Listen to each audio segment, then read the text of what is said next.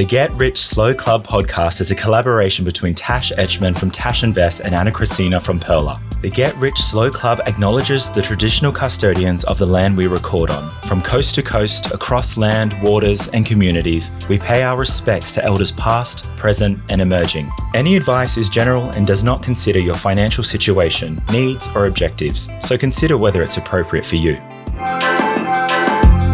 Welcome to the Get Rich Slow Club podcast, where we take you from beginner to confident investor, where we can teach you everything you need to know about investing. So come get rich slow with us. I'm really excited for today's episode because we got such a good listener question. It's all about whether she needs to diversify or do some more, or whether her plan and strategy is fine for now. Before we dive into that, we'll start with our money moments though. Anna, what's yours? I got my insurance sorted. I don't know if you remember, but legit a year ago, I think, when we even started this podcast, I was saying how I needed to get my insurance sorted and figured out and looked at in Super, and I finally ticked it off my to-do list.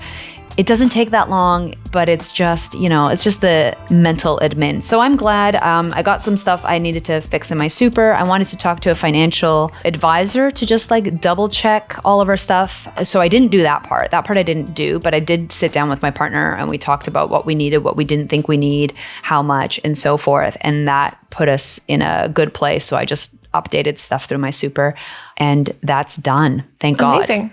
I remember we discussed this back when we were talking about the insurances episode with Narina. So amazing that it's all done now. Yeah. There might be some stuff I want to look into when it comes to trauma, but I was like, whatever, lowest hanging fruit. I got to get one thing done. I'll go and do everything else later. Ticked one off now. I'm just glad it's ticked off the list, Yay. Yay. No more mental load for me when it comes to insurances. So exciting. For now. What about you? I have been trying to save money and earn points on my groceries again. And yesterday I went to Woolies and I bought a Woolworths gift card for 3% off. Plus I had a bonus points offer as well. And then I had my everyday rewards 10% off to use. So I got the 10% off and then paid with my gift card that was also 3% off. So I saved 13% on my groceries, which is pretty cool. Oh my gosh, you beat me. I saved 10% on my groceries recently because I have the rewards, the everyday rewards with Woolies. Yeah, Remember? The everyday extra subscription. Yeah. So I didn't know this, but I just learned something new, is that it only is up to $50. Yes. Which I didn't know. So I hit the $500 mark in my last shop and the girl was like, yeah, well, it's only up to $50. So you're pretty good. And I was like, oh, I didn't know that. Is that new? Did that get changed or did I completely miss that in the T's and C's? Yeah, I think it's always been 50, but you can also get $50 at Big W as well, which is how they get the full number of it. Yeah, totally. So $50 I saved, 10%, and you saved more than me with your hacking, which I did not do. Yeah, you can also buy, lots of people message me saying you can get gift cards for 4% off through NRMA, I think. I don't have that, but lots of people seem to do. So you can always look around and just buy gift cards for essentials. And it's an added bonus. I think in this cost of living crisis, it's so good to have gift cards for basic things like groceries, I think, 100%. Yeah, and you can even add them to your Apple Wallet because I don't really use them if they're actual cards. I never really take my purse out with me, but when I add them to my Apple Wallet, they're always there. So that's awesome. Oh, smart. Smart tip. Let's have a listen to the question we got sent. Hey Tash, full confession here. Reading investing books does not turn me on.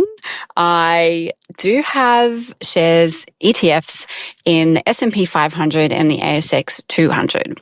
And I was wondering, should I be going and diversifying even more and getting more ETFs? I am, I suppose, just not that excited about learning all that lingo, but wonder if it's absolutely necessary or if I should stick to what feels good and feels easy, which is the current ETFs I have and having payments running on automation. Perhaps this is a mindset and attitude block for me.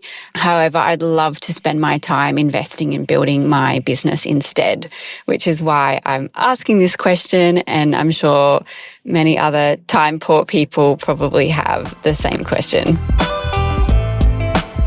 I really love this question because I personally feel like I could always be doing something more or something better. So I feel like I really relate to this a little bit. I love this question too, because for me, it kind of boils down to the mental stuff you need to do. Like back to my insurance comment that I made, I was like, finally, that's off my list. I don't have to mentally think about it. This person is invested. They're invested in one of the largest markets in the world, which is the S&P 500, which is the US market, which is massive. In fact, I think like Apple's market cap is somewhere around 2.68 trillion. And just for reference, I think in 2022, Australia's GDP is like 1.69. So Apple is way bigger than Australia's GDP, just for context, right?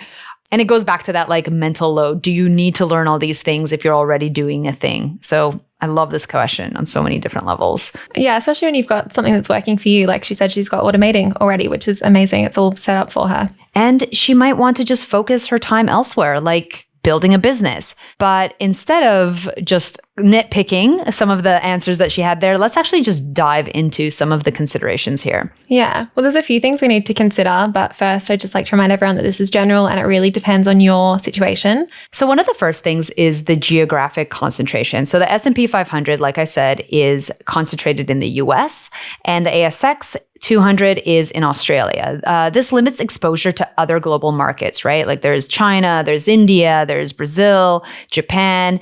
So it's only limited to the US and to Australia.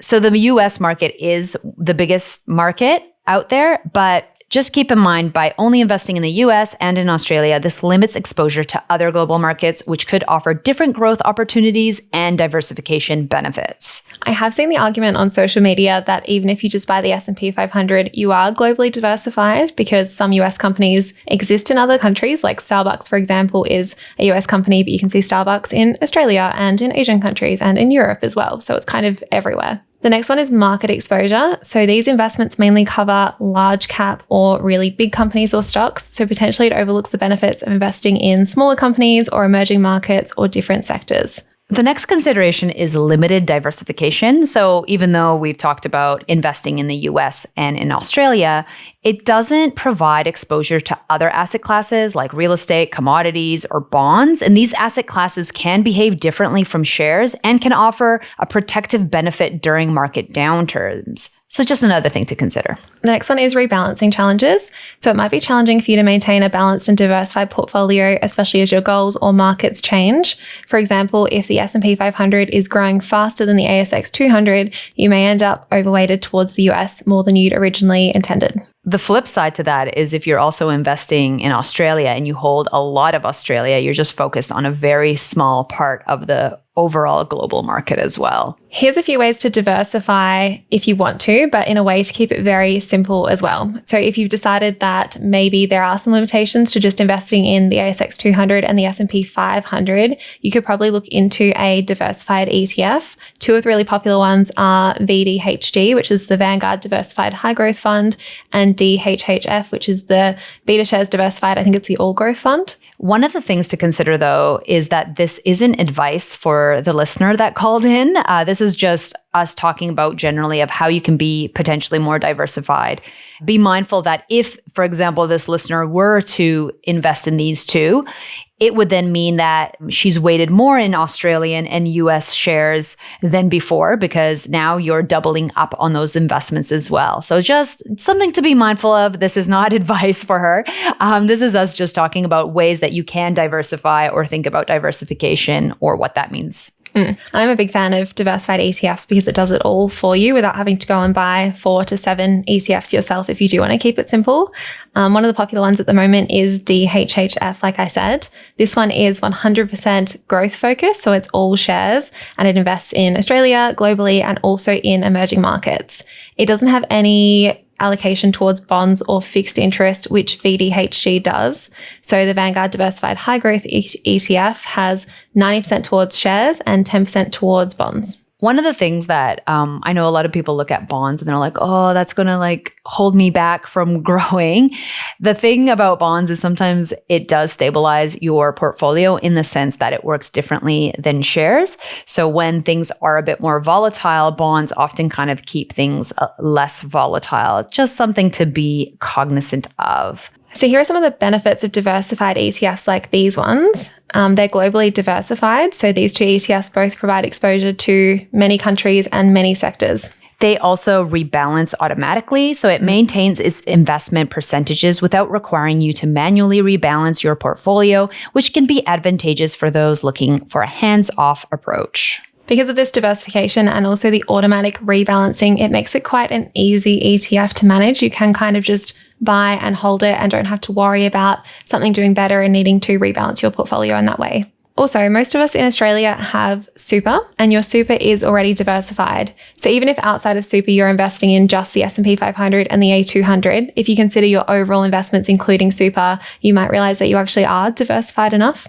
But now let's consider the business side of it as well. So she did say that she wanted to spend more time investing and focusing on her business. And like we were saying earlier, you only have so much mental energy to learn new things.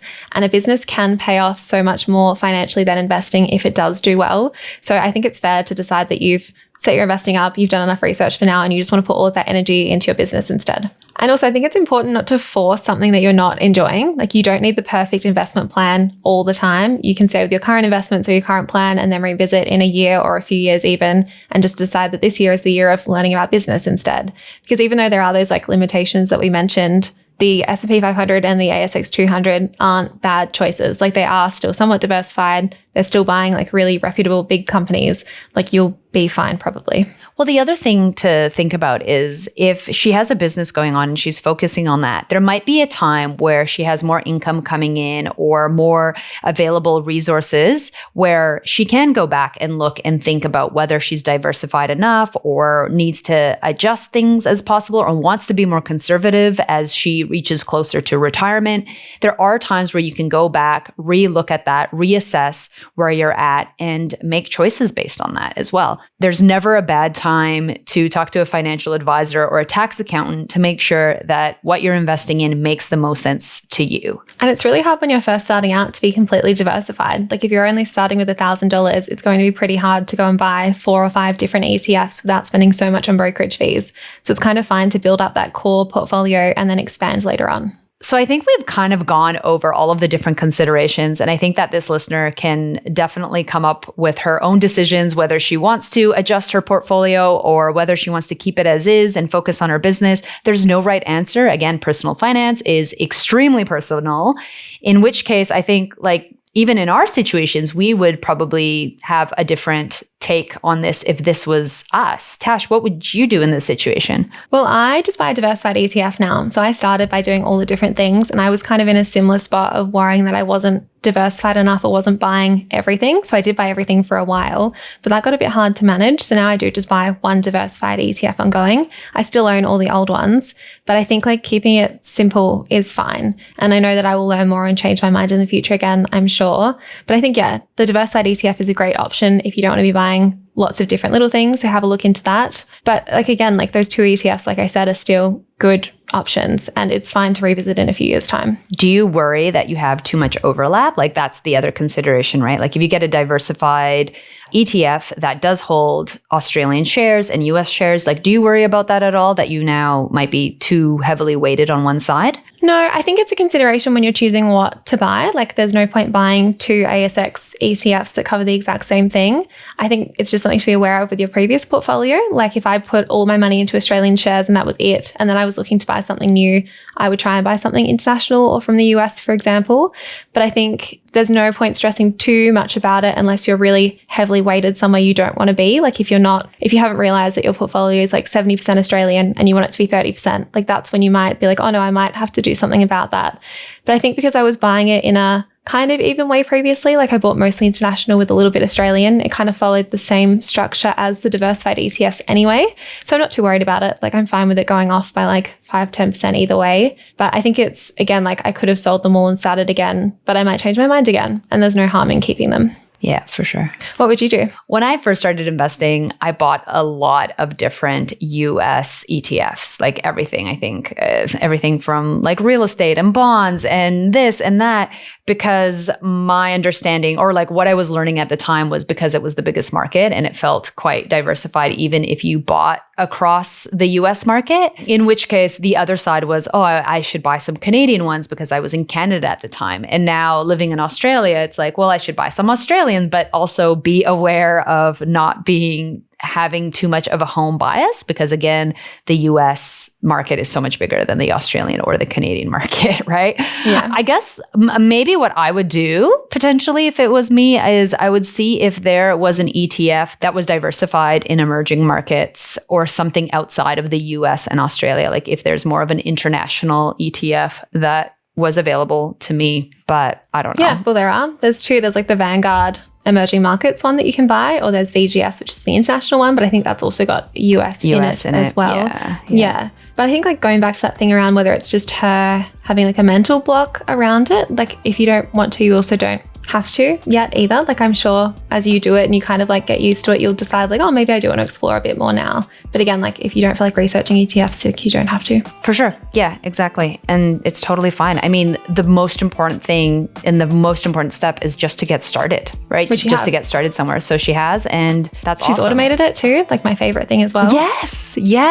So, focus on your business. Yeah. Bring in some money. Yeah. Hopefully the business does well. Yeah. I'm curious as to what it is. Maybe we'll find out. Yes. If you want to send us a question or you want anything answered, please do leave us a voice note. I love answering these. We'll try and put the link in the show notes, and I also post it on Instagram sometimes as well. Or message me if you can't find it and I'll send it to you. But I'd love to do more of these questions. Awesome. Thanks. Bye.